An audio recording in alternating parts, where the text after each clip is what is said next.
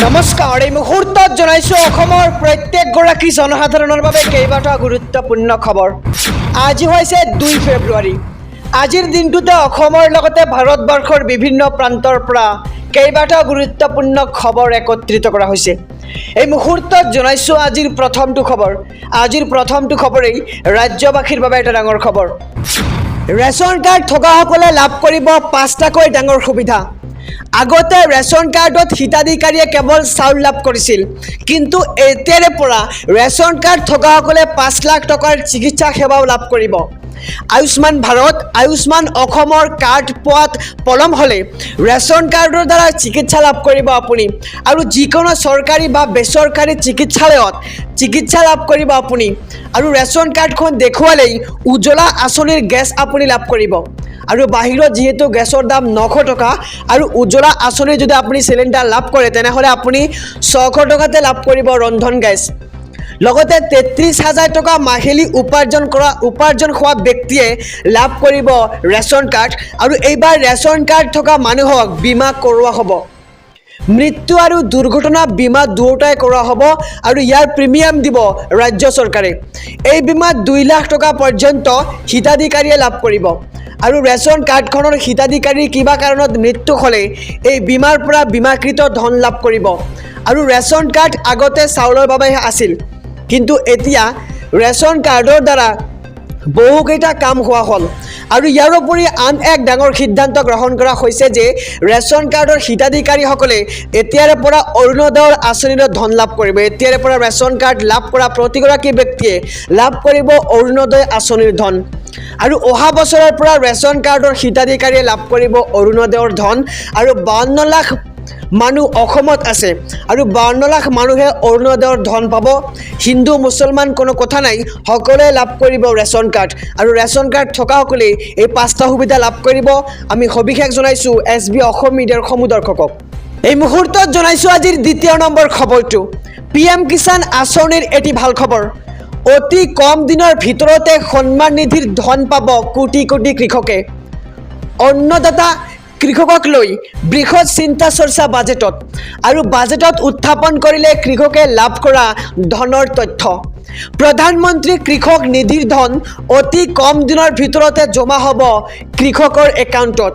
আৰু 16 নম্বৰ কিস্তিৰ ধন জমা কৰাক লৈ ব্যস্ত হৈ পৰিছে এতিয়া কেন্দ্ৰ। আৰু এই পৰ্যন্ত 11.8 কোটি কৃষকে লাভ কৰিছে বিত্তীয় অনুদান।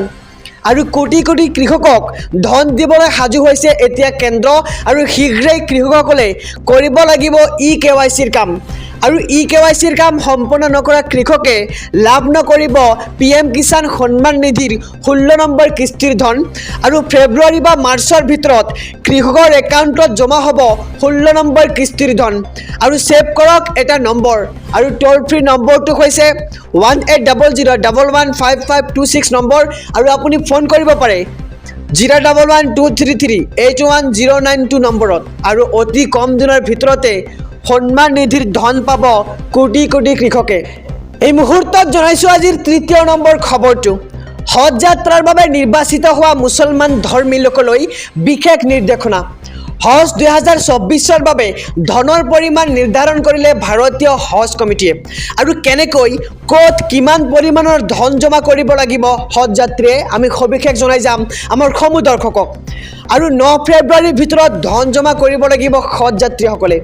সৰ্বমুঠ 81,800 টকা জমা কৰিব লাগিব হজ যাত্ৰীসকলে। আৰু প্ৰতিগৰাকী হজ যাত্ৰীয়ে অগ্ৰিম ধনৰ বাবদ 80,000কৈ টকা দিব লাগিব। আৰু www.hajcommittee.gov.in ৱেবছাইটত ধন পে'মেণ্ট কৰিব পাৰিব যাত্ৰীসকলে। আৰু অথবা PIN স্লিপৰ জৰিয়তে SBI আৰু ইউনিয়ন বেংকত জমা কৰিব পাৰিব ধন। আৰু ধন জমা কৰি হজ কমিটিক নথিপত্ৰ জমা কৰিব লাগিব হজ যাত্ৰীয়ে। আৰু হজ আবেদন পত্ৰ, ৰচিদ, আন্তৰ্জাতিক পাৰপত্ৰ জমা কৰিব লাগিব হজ কমিটিক। আৰু 12 ফেব্ৰুৱাৰীৰ ভিতৰত গুৱাহাটী ৰাজ্যিক হজ কমিটিৰ কাৰ্যালয়ত জমা কৰিব লাগিব ধন।